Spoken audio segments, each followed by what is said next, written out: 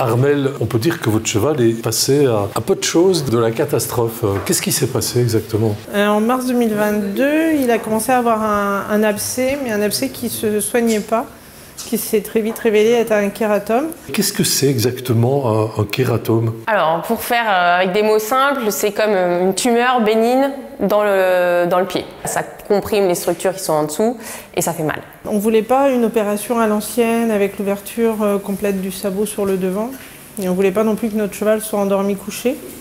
Donc on a cherché et puis on a eu la chance de trouver à la clinique Grosbois le docteur Farfan qui, par lui un coup de téléphone, m'a tout de suite dit qu'elle déjà l'anesthésiait pas couchée mais debout et qu'elle faisait autrement que l'ouverture sur le devant du sabot. C'est ça le challenge souvent quand on a des kératomes très invasifs, c'est d'arriver à vraiment retirer et de vraiment laisser des marges saines pour vraiment limiter au maximum le risque de récidive.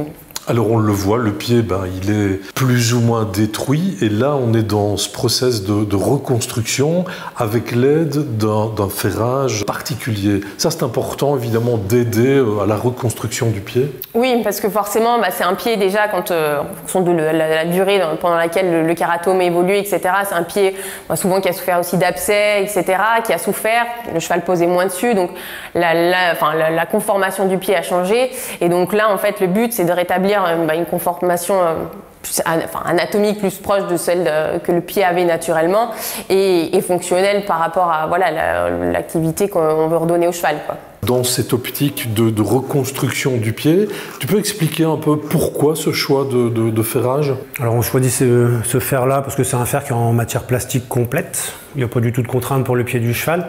Et on a des petites ailettes qui nous permettent de l'appliquer sur la paroi, car c'est un cheval qui a une grosse souffrance de pied, donc qui n'a pas fait de corne du tout pendant un certain temps.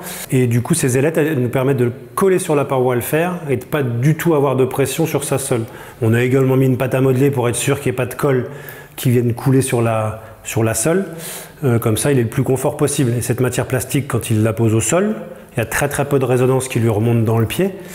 Du coup, ça va favoriser le fonctionnement de son pied sans les résonances afin qu'il puisse faire du pied dans les semaines à venir et qu'on puisse à terme réussir à lui mettre un fer classique. C'est un vrai amortisseur en fait. Exactement.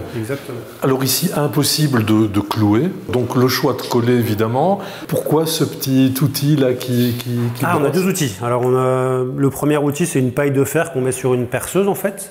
Et contrairement à ce qu'on pourrait penser, c'est beaucoup moins invasif que de nettoyer la sole avec une rainette ou avec une plaque. Ça vient vraiment enlever juste les couches superficielles de saleté qu'on a sur la boîte cornée, autant sur la muraille que sur la sole, sans être invasif, sans couper de corne en fait. Ça enlève vraiment que la saleté. Et ensuite, avec le petit chalumeau qui se trouve là, on vient lui sécher le pied. Et une fois que le pied est bien sec, ça permet à la colle de mieux adhérer à la paroi. Alors, importance aussi des radiographies, avant, pendant et après. On sort d'une extrême douleur de pied.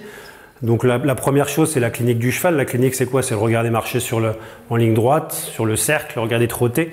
Et ce qui est important, c'est que toutes les phases de ces foulées, elles soient parfaitement symétriques. Sa clinique en arrivant était plutôt très bonne, donc il faut que sa clinique en partant soit très bonne aussi, quoi.